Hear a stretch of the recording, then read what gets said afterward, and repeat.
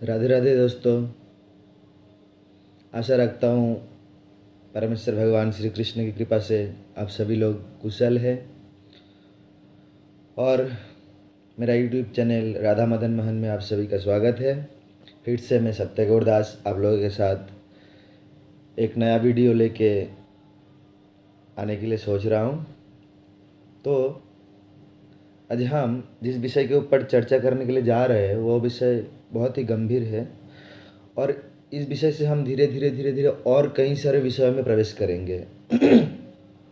तो आज का विषय है, हमें इतना सुंदर मनुष्य तन मिला है, मनुष्य जीवन मिला है, तो इसका सदुपयोग कैसे किया जाए, इसका लक्ष्य क्या है, इस बारे में हम जानेंगे।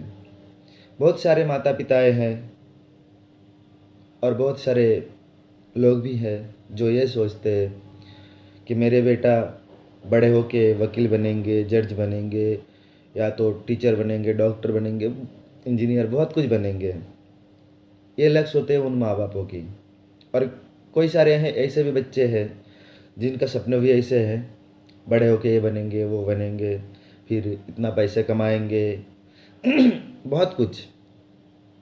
तो हम आज जानेंगे और जानने की कोशिश भी करेंगे। जितना तक मुझे पता है उतना हम बताने की कोशिश करेंगे कि मनुष्य जीवन का परम लक्ष्य क्या है, क्यों हमें मनुष्य तन मिला है, क्यों हमें मनुष्य जीवन मिला है, और इसका सदुपयोग कैसे किया जाए। तो पहले ही आप लोगों को तो पता ही है, मैं कोई भी वीडियो बनाता हूँ तो उसमें कहानी होते हैं। तो कहानी से शुरू करते हैं। चलिए, एक बार की बात है, एक संत महात्मा नदी में नहाने के लिए गए थे। और संत का हृदय हमेशा कोमल होते हैं, आप लोगों को ये अच्छे से पते हैं। वो हमेशा कोमल रहते, यानी सर्व जीव में दया करने वाले होते हैं। क्यों? भगवान गीता में बोलते हैं, ईश्वरः सर्वभूतानां हृदय अर्जुन तिष्ठति। है अर्जुन, मैं प्रत्येक जीव के हृदय में अवस्थान करता हूँ। तो जो संत होते हैं, जो महात्मा होते हैं, जो साधु पुरुष होते हैं, वो यही वाणी से सर्व जीव में भगवत दर्शन करते हैं। और तुलसीदास जी महाराज जी बोले हैं, सिया राम मैं सब जग जानी, करहु प्रणाम जोर जुग पानी। पूरे जग में, पूरा संसार सिया राम मैं जान के मैं सभी जीवों को हाथ जोड़ता हूँ, नमन करता हूँ। तो संत लोग ऐसे ही हैं। एक बार की बात है, नदी में वो संत नहाने के लिए गए हैं और उनकी नज़र पड़ी एक बिछुए के ऊपर। जो बिछुआ क्या कर रहा था? नदी के पानी के स्रोत में बह जा रहे थे। तो साधु सुहृद है, कोमल हृदय के है, किसी का भी दया कर देते हैं। ऐसे बोलते हैं, जो साधु महात्मा है वो दया के सागर है, कृपा के सागर, कृपा करने वाले हैं। इसलिए उनका प्रणाम मंत्र भी ऐसे है, वंछा कल्पतरुभ्यश्च कृपा सिंधुभ्य एव च। कृपा के सिंधु, सिंधु कितना बड़ा सागर है, तो कृपा के सागर है। इसलिए तो वो वैष्णव महात्मा ने क्या किया, उस बिच्छियों को बचाने के लिए ऐसे करके अपने हाथ में जल सहित उस बिच्छुओं को उठा लिया और किनारे ले जाने लगे। तो स्वाभाविक बात है, हम अगर ऐसे करके जल उठाएंगे, पानी को उठाएंगे हाथ में, तो हमारा ये जो छेद होते हैं, यहाँ पे हिस्सा होते हैं उंगली के बीचों बीच, तो इससे पानी गिरने लगते हैं। और वो महात्मा के साथ भी वैसे ही हुए हैं। वो पानी धीरे धीरे गिरते गिरते गिरते गिरते किनारे जाते जाते पूरा पानी गिर गया और बिच्छुए के स्थल मिल गया, यानी साधु महात्मा की हाथ के तलवे मिल गए। तो बिच्छुए ने सोचा मैं स्थल पे आ गया हूँ, और बिच्छुए का स्वभाव क्या है? डंक मारना। जैसे ही उनको स्थल का स्पर्श हुआ उस बिच्छुए को, तो क्या कर दिया, उस महात्मा की हाथों में डंक मार दिया। और बिच्छुए का डंक पता ही होगा जिसने खाए होंगे। तो महात्मा के हाथ कब गए? और हाथ कब जाने से वजह से क्या हुआ, और बिच्छुआ फिर से पानी में गिर गए। वैसे करके फिर से पहले जैसे पानी के साथ लिए थे वैसे ही महात्मा ने फिर से उस बिच्छुओं को उठा के किनारे ले जाने लगे, और फिर से वैसे ही बिच्छुए ने डंक मारा। ऐसे कई बार डंक मारा है। किनारे से एक व्यक्ति ये दृश्य देख रहा था, तो उन्होंने एक समय मुस्कुरा दी और मुस्कुरा कर कहे, महात्मा एक बात बोलूं, अब बुरा मत मानिएगा। मैं तो सुना था महात्मा लोग, संत लोग बहुत बुद्धिमान होते हैं, लेकिन मैं तो देख रहा हूँ आप बहुत बेवकूफ़ है, आपको कुछ पता ही नहीं है। महात्मा तो सरल हृदय के, वो बोले क्या हुआ बस बोलो, क्यों ऐसे बोल रहे हो। तो उस व्यक्ति ने बोला, महात्मा बिच्छुओं का काम है डंक मारना, आप उसको मित्र बन के कितना भी बचाने का प्रयास कीजिए, इसमें उसका कुछ फर्क नहीं पड़ने वाले हैं। तो उनका काम है डंक मारना, वो डंक मरेगा ही। तब साधु ने मुस्कुराकर उस व्यक्ति को कहा, देखो ये सामान्य बिच्छुआ होकर जो अपना क्या स्वभाव नहीं त्याग पाया, तो मैं साधु होकर दया करने का स्वभाव कैसे त्याग दूं।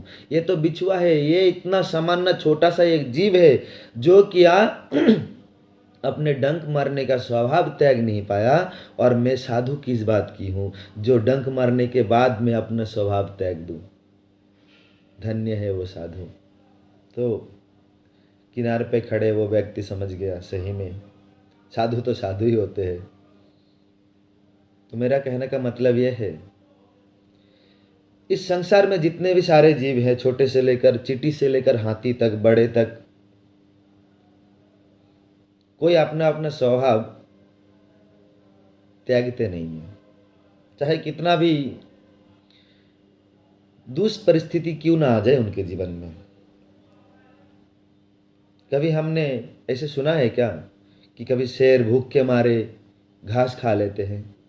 अगर एक शेर पिंजरे में बंद हो और उसे कई दिनों तक कुछ खाना ना दिया जाए, उसके बाद एक हफ्ते के बाद उसके सामने पूरा हरा हरा घास चारा ला के दिया जाए, तो क्या वो शेर खाएगा? नहीं ना। क्यों नहीं खाएगा? उसका स्वभाव यह नहीं है कि वो चारा खाए, उसका स्वभाव यह है कि वो मांस खाए। तो सोचिए, वो अपना जीवन देने के लिए तैयार है, प्राण देने के लिए तैयार है भूख के मारे, लेकिन स्वभाव कभी त्याग नहीं कर सकते हैं। तो सामान्य जीव हो के अगर अपना स्वभाव त्याग नहीं कर सकते, तो हम तो उन्नत जीव है, मनुष्य जन्म मिला है हम लोगों को, तो हम अपना स्वभाव कैसे त्याग देते हैं, कैसे त्याग सकते हैं? एक बार सोचिए, मैं आप लोगों से विनती करता हूँ, देखिए कैसे, मतलब हम लोग कितने गिरे जा रहे हैं, कितना नीचे जा रहे हैं, हम ये सोचिए। इंसान क्या नहीं कर सकते, क्या नहीं कर सकते हैं। जहां इंसान आज के ज़माने में चांद पर पैर रखते हैं, सोचिए, तो फिर हम चाहे तो क्या नहीं कर सकते। लेकिन हम लोग को ये सोचना है हमारा कर्तव्य क्या है, हमारा स्वभाव क्या है। बस 2 हाथ, 2 पैर, 2 आँख, 2 कान, सुंदर सा चेहरा मिल गया, इसका मतलब ये नहीं है मैं मनुष्य हूँ।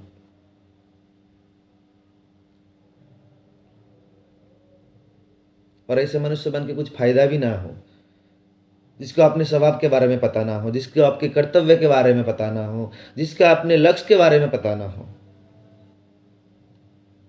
इसलिए दोस्तों मैं कहता हूँ, एक बार मैं एक प्रवचन सुन रहा था,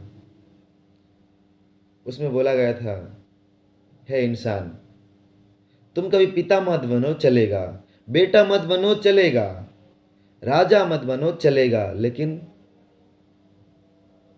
मनुर्भव तदहम मनुर्भव, तुम मनुष्य बनो, सबसे पहले मनुष्य बनो।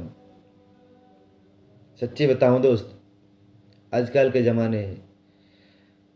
ज़माने में मनुष्य का बहुत बड़ी कमी है। सब बड़े बड़े जज बनने के पीछे दौड़े हैं, बड़े बड़े डॉक्टर बनने के पीछे दौड़ रहे हैं, बड़े बड़े वकील बनने के पीछे दौड़ रहे हैं, बड़े बड़े बहुत इंजीनियर बनने के पीछे दौड़ रहे हैं, लेकिन कोई मनुष्य बनने के पीछे दौड़ नहीं रहे। ये बड़ी अफसोस की बात है। हम लोग को इतना अच्छा शरीर मिला है, इतना अच्छा मन मिला है, इतना अच्छा तेज दिमाग मिला है, इतना कुछ मिलते हुए भी हम भूल रहे हैं हम कौन है, हमारा स्वभाव क्या है, क्या हमारा कर्तव्य है, क्या हमारा लक्ष्य है। तो हमारा लक्ष्य क्या है? मनुष्य जीवन का मतलब यह नहीं गधे जैसे परिश्रम करो, वेश्याओं के जैसा भोग करो और कुत्ते सुअर के जैसे खाओ और जंगली जानवर के जैसे काम वासना को पूरा करने में लगे रहो। This is not a human life. ये मनुष्य जीवन नहीं हो सकता है। अगर यही मनुष्य जीवन है तो जंगली जानवरों में, सुअर, कुत्ते में और हम में क्या फर्क रह गया? एक कुत्ता अपना भोजन दुर्गंध युक्त, जो हमारे लिए दुर्गंध युक्त है, वो खा के जितना सुख प्राप्त करता है, हम भी भोजन करके उतना ही सुख प्राप्त करते हैं।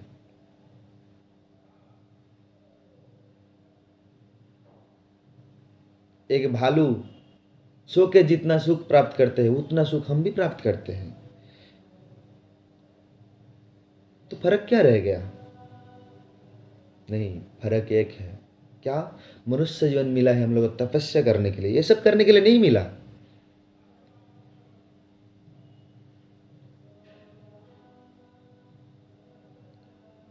अगर हम तपस्या नहीं करेंगे तो हम नहीं जान पाएंगे हम क्या है, हम कौन है। अगर हम किसी को पूछा जाए आप कौन है, तो इस बातों से बहुत बड़े बड़े बातें आते जाएंगे। तो आप लोग चिंता मत कीजिए, मैं आगे का जितना वीडियो आएंगे इस चर्चे के ऊपर, मैं सारे वीडियो अपलोड करूंगा। लेकिन आप लोगों को मेरा साथ देना होगा। कैसे? ना, मेरा वीडियो को ज़्यादा से ज़्यादा शेयर कीजिए, मेरा चैनल को सब्सक्राइब कीजिए। आप लोग अगर साथ नहीं देंगे तो हम निराश हो जाते हैं, इसलिए हमें निराश मत कीजिएगा। तो देखिए, हम लोगों को इस मनुष्य शरीर मिला है तपस्या करने के लिए। भगवान ने हमें बहुत कृपा पूर्वक ये शरीर दिया है। हम कौन है? अगर पूछते हैं किसी को कि तुम कौन हो, तो हम वास्तविक यही है कि हम अपने नाम से बताते हैं, मैं सत्य गौरदास हूँ, मैं अमुक हूँ, मैं फलाना हूँ। लेकिन सोचिए, क्या हम यही है? एक बार सोच लीजिए आप लोग, क्या हम यही है? अगर हम यही है तो मरने के बाद अगर हम मर जाए, अगर हम बॉडी है, इस शरीर है, तो मेरा बॉडी तो वहीं परे रह जाते हैं। फिर भी लोग क्यों रोते हैं? हमारे अपने वो क्यों रोते हैं? हमारे सगे संबंधी लोग क्यों रोते हैं? ये सोच सोच कर, ये कह कर कि सत्य गौर चले गए, सत्य गौर चले गए। अगर इस बॉडी में सत्य गौर है, इस शरीर सत्य गौर है, तो उस बॉडी तो उसी क्षण वहां पे भी पड़े है। फिर भी क्यों बोलते हैं लोग? इसका मतलब क्या? इस बॉडी, दिस, ये बॉडी मैं नहीं हूं, इसके अंदर जो है वो मैं हूं, जो चला गया। मैं एक वीडियो में अपलोड किया था कि हम लोग पिंजरे को सफाई करने में लगे हैं, लेकिन पिंजरे में बंद उस पंछी को खबर तक नहीं लेते हैं। तो इसीलिए दोस्तों, पिंजरे को छोड़ दीजिए। पिंजरे तो हमारा जैसे स्वभाव होगा, जैसे कर्म होगा, जैसे चिंता होगा, उसी तरह के पिंजरे हमें मिलेंगे। इसलिए हम लोगों को सोचने का कोई ज़रूरत नहीं है। सोचना यही है कि पिंजरा अगर मिले तो अच्छा पिंजरा मिले। तो मनुष्य जीवन का कर्तव्य लक्ष्य क्या है, मैं अगले वीडियो में बताऊंगा। और हमारा सहायता करने वाले कौन है मनुष्य जीवन को आगे बढ़ने में, वो भी हम बताएंगे। तो प्लीज़ आप लोग मुझे साथ दीजिए, ताकि मैं आप लोगों को साथ दे सकूं भक्ति जीवन में आने के लिए। कृपया मेरे वीडियो को पूरा देखिए और ज़्यादा से ज़्यादा शेयर कीजिए, और प्लीज़ मेरे इस चैनल को सब्सक्राइब कीजिए। और मैंने अभी अभी एक नया फेसबुक पेज खुला हूँ जिसका नाम है राधा मदन मोहन। तो आप लोग उस फेसबुक पेज में आके भी ज्वाइन कर सकते हैं, फॉलो कर सकते हैं मुझे। ठीक है, आज के लिए इतना ही है, और आगे जाके हम बहुत कुछ जानेंगे अगर आप लोग हमारे साथ देंगे तो। ठीक है दोस्तों, राधे राधे। अगले वीडियो में मिलते हैं, तब तक के लिए सब लोग अच्छे से रहिए, अपना ध्यान रखिए। राधे श्याम।